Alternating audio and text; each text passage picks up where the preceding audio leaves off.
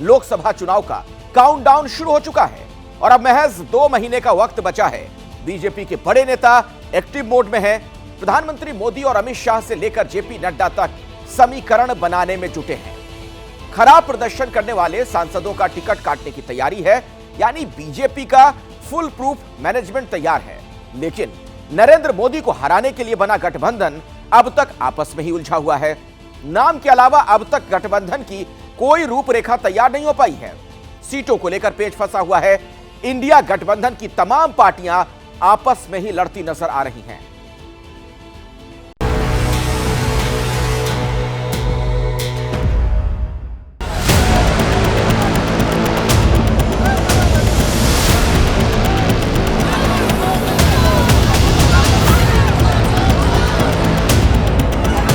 ये बेकाबू भीड़, ये लहूलुहान अफसर, ये टूटी हुई गाड़ी, ये सिर्फ तस्वीर भर नहीं है। पश्चिम बंगाल में कानून व्यवस्था के ध्वस्त हो जाने का ये नया साक्ष्य है। उत्तर 24 परगना में सत्ताधारी पार्टी के समर्थकों की गुंडागर्दी का नया प्रमाण है।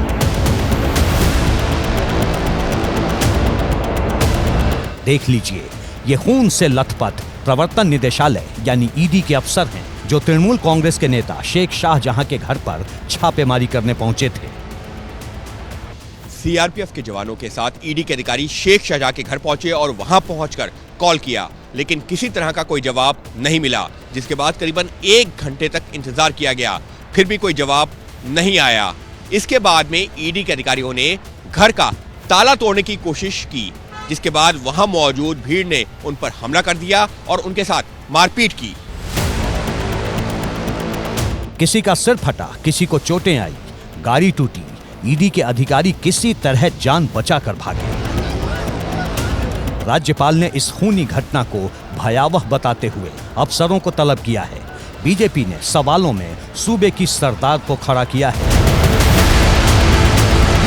बंगाल ममता बनर्जी के नाक के नीचे जंगल राज का पर्याय बन चुका है। इतने गुंडे हैं, उनको ये बात पता है कि हमें डरने की आवश्यकता नहीं है, हमें मुख्यमंत्री ममता बनर्जी का संरक्षण प्राप्त है। संदेश खली गांव में जो हुआ, उसे लेकर दीदी की पार्टी इस गुंडागर्दी पर सफाई दे रही है। लेकिन बीजेपी से भी सख्त शब्दों में कांग्रेस ममता बनर्जी को सवालों के चक्रव्यूह में खड़ा कर रही है। जो हमला बोला है आज ईडी के ऑफिसरों के खिलाफ, जगजाहिर होते हैं बंगाल में कानून और व्यवस्था की हाल कितना बुरा होते जा रहे हैं। आज जख्मी हुए हैं, कल ईडी वाले अगर खत्म हो जाए, खून हो जाए, ये अचरज की बात नहीं होगी। अधीर रंजन चौधरी उसी कांग्रेस के लोकसभा में नेता हैं जिसके साथ मिलकर ममता बनर्जी नरेंद्र मोदी के विरुद्ध सियासी युद्ध में उतरने की तैयारी में है।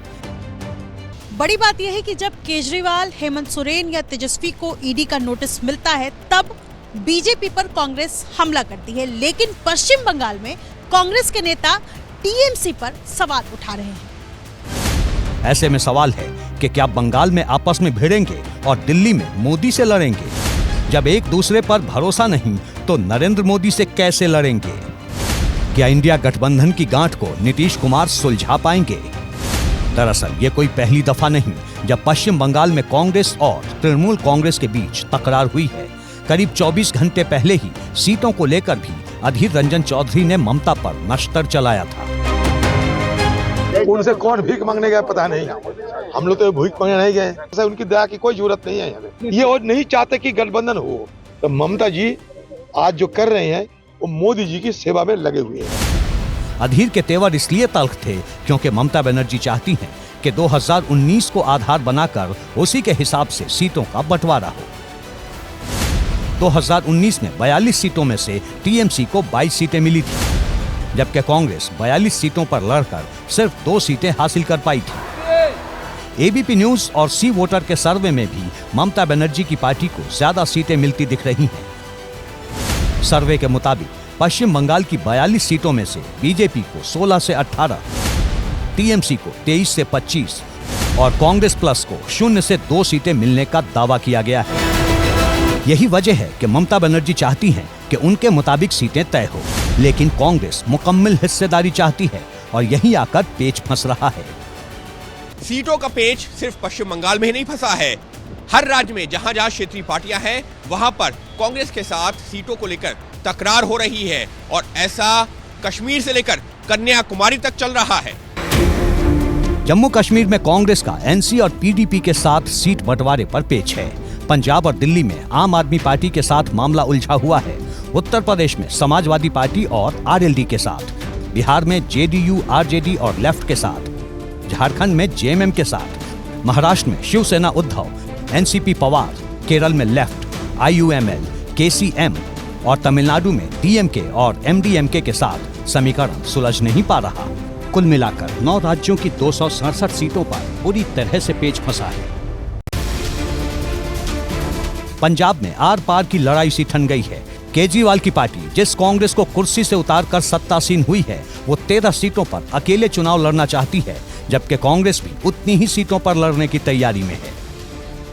पंजाब ते दिल्ली च मां अपने बच्चे नूं दुनिया दी सब तो छोटी कहानी सुना सकती है, एक थी कांग्रेस।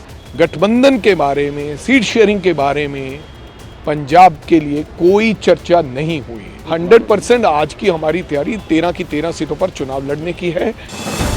एबीपी न्यूज और सी वोटर के सर्वे में पंजाब में कांग्रेस को आम आदमी पार्टी से ज्यादा सीटें मिलती दिख रही हैं। सर्वे में बीजेपी को 0 से 2, कांग्रेस को 5 से 7, आम आदमी पार्टी को 4 से 6 और अकाली दल को 0 से 2 सीटें मिलने का अनुमान है।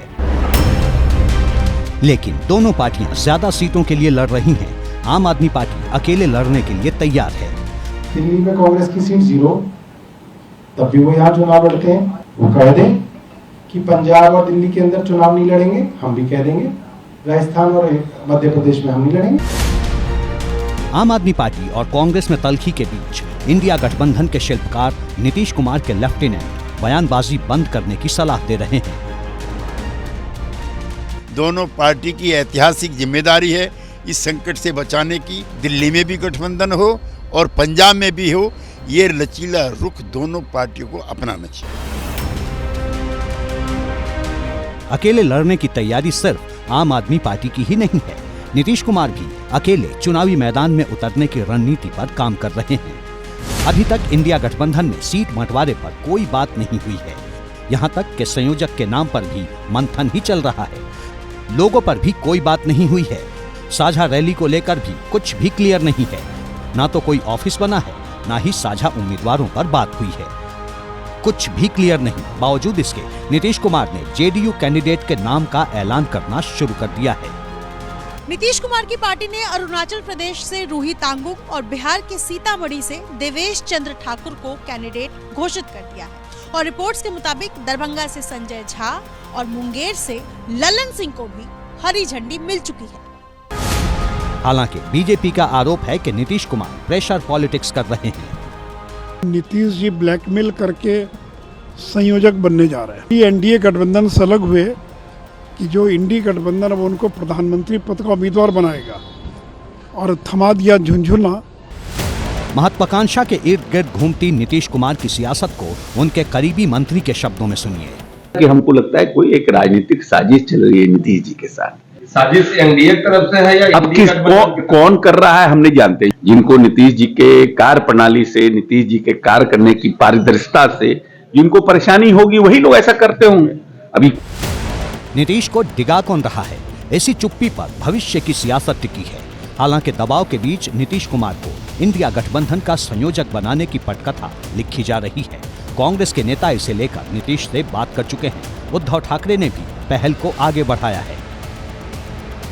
संयोजक को लेके क्या चर्चा हो पाई? क्योंकि हालांकि उद्धव ठाकरे से सब कुछ बात हो पाई है, चल रहे हो जाएगा 1-2 दिन में। ठीक है सर। जिस बिहार के मुख्यमंत्री को संयोजक बनाकर गठबंधन को आगे बढ़ाने की मशक्कत हो रही है, वहां भी सीटों का पेच फंसा है।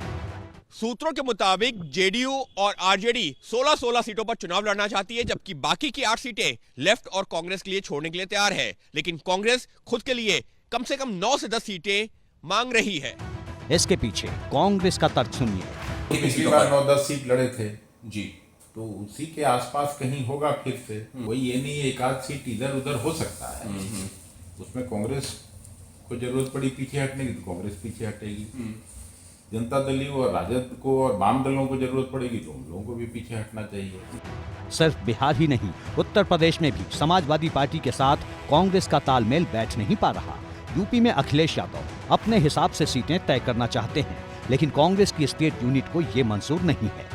सीटों का ऐसा ही पेच केरल में भी फंसा है, जहां लेफ्ट और कांग्रेस दोनों आमने सामने हैं। लेफ्ट ने तो कांग्रेस से वो वायनाड सीट भी छोड़ने को कह दी है, जहां से राहुल गांधी सांसद हैं।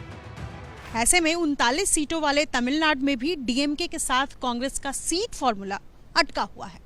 पिछली बार 8 सीटें जीतने वाली कांग्रेस इस बार ज्यादा सीटें चाह रही है, जबकि डीएमके अपने हिसाब से फैसला करना चाहती है।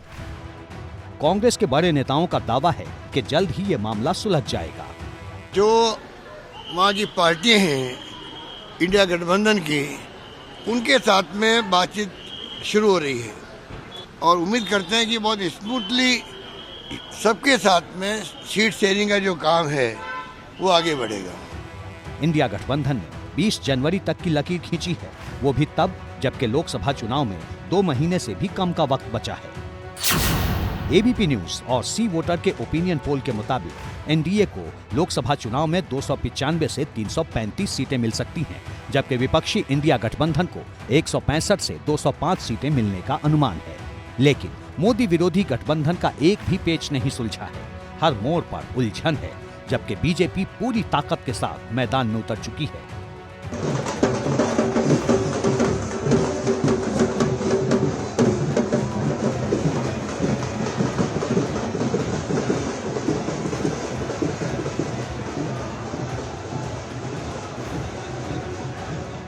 जेपी नड्डा ने पहाड़ पर मिशन 24 की शुरुआत कर दी है।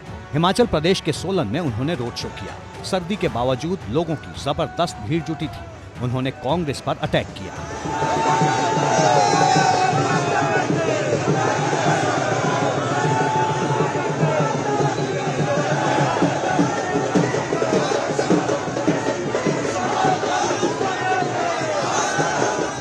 जेपी नड्डा हिमाचल में थे तो अमित शाह और खुद पीएम मोदी जयपुर में। बीजेपी बड़े स्तर पर तैयारी कर रही है, लेकिन मोदी विरोधी गठबंधन अब भी जिस तरह एक भी गांठ सुलझा नहीं पाया है, उससे कई सवाल उठ रहे हैं।